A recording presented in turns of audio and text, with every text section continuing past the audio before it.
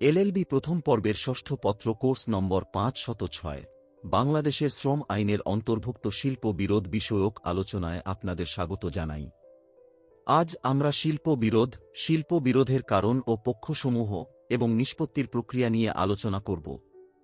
শিল্প প্রতিষ্ঠানে মালিক ও শ্রমিকের মধ্যে সুসম্পর্ক প্রতিষ্ঠা শিল্প শান্তি ও উৎপাদন বৃদ্ধির জন্য অপরিহার্য। কিন্তু বাস্তবে মজুরি, কর্মঘণ্টা, কর্মপরিবেশ, নিরাপত্তা, ছাঁটাই, বরখাস্ত, পদোন্নতি, বদলি কিংবা অন্যান্য কর্মসংক্রান্ত বিষয়ের কারণে প্রায়ই মতানৈক্য সৃষ্টি হয়। এই মতানৈক্য যখন সংগঠিত ও আইনসম্মতভাবে উত্থাপিত হয়, তখন তা শিল্প বিরোধ হিসেবে পরিচিত হয়। বাংলাদেশ শ্রম আইন 2006 সংশোধিত 2018 এই ধরনের বিরোধের সংজ্ঞা দিয়েছে, উত্থাপনের পদ্ধতি নির্ধারণ করেছে এবং ধাপে ধাপে নিষ্পত্তির একটি পূর্ণাঙ্গ কাঠামো প্রণয়ন করেছে।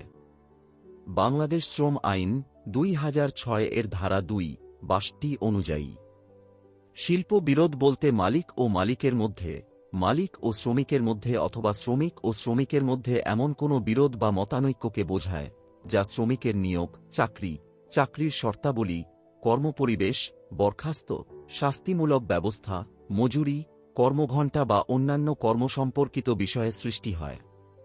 এই সংজ্ঞা থেকে বোঝা যায় যে শিল্প বিরোধ কেবল মালিক ও শ্রমিকের মধ্যেই সীমাবদ্ধ নয়, বরং কর্মসংক্রান্ত বিষয়কে কেন্দ্র করে মালিক কিংবা শ্রমিকের মধ্যেও শিল্প বিরোধ সৃষ্টি হতে পারে। শিল্প বিরোধের সাধারণ কারণ। যদিও আইন আলাদা করে শিল্প বিরোধের কারণগুলো ধারাবদ্ধ করেনি, তবে বাস্তব অভিজ্ঞতায় দেখা যায় যে নিম্নলিখিত বিষয়গুলো শিল্প বিরোধের প্রধান উৎস। প্রথমত, মজুরি ও ভাতা সংক্রান্ত দাবি দেওয়া।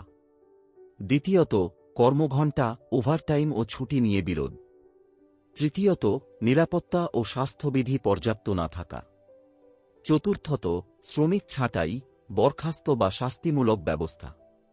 পঞ্চমত, পদোন্নতি, বদলি বা নিয়োগ সংক্রান্ত অসন্তোষ।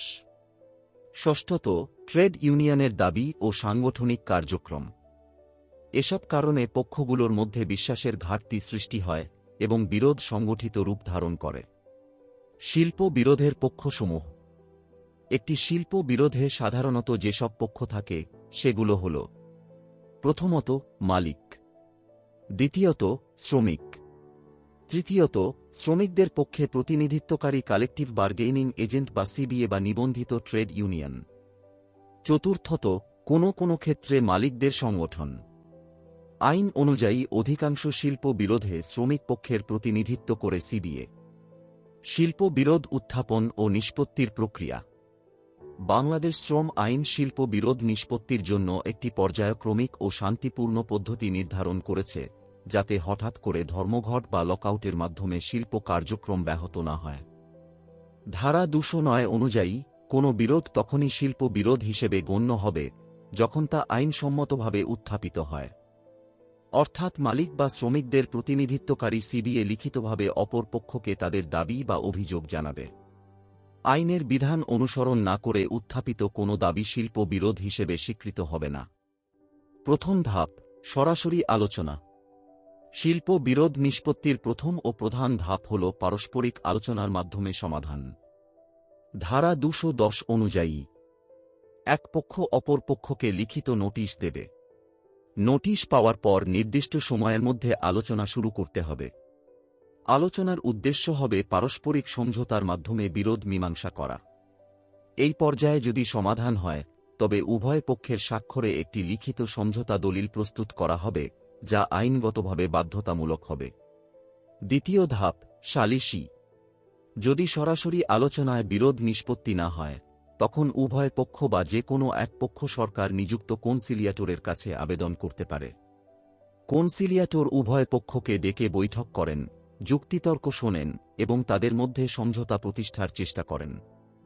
এখানে তিনি কোনো রায় চাপিয়ে দেন না, বরং মধ্যস্থতার মাধ্যমে শান্তিপূর্ণ সমাধানের পথ তৈরি করেন। তৃতীয় ধাপ, আরবিট্রেশন বা শ্রম আদালত।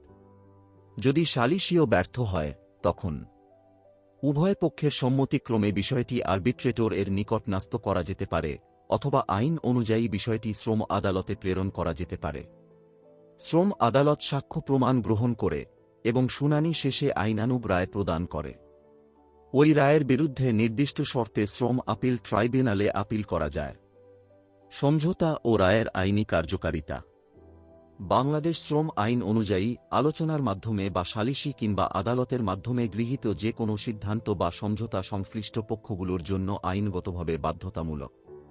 পরিশেষে বলা যায় যে, বাংলাদেশ শ্রম আইন ২০০৬, সংশোধিত ২০১৮, শিল্প বিরোধ নিষ্পত্তির জন্য একটি সুসংহত ও মানবিক কাঠামো প্রদান করেছে। আইনের উদ্দেশ্য হল শিল্প প্রতিষ্ঠানে শান্তি বজায় রাখা, মালিক শ্রমিক সম্পর্ক সুদৃঢ় করা এবং আইনসম্মতভাবে ধাপে ধাপে বিরোধ নিষ্পত্তি নিশ্চিত করা। এই ব্যবস্থার মাধ্যমে শিল্পক্ষেত্রে স্থিতিশীলতা ও উৎপাদনশীলতা বজায় রাখা সম্ভব। আমাদের সাথে থাকার জন্য আপনাকে ধন্যবাদ।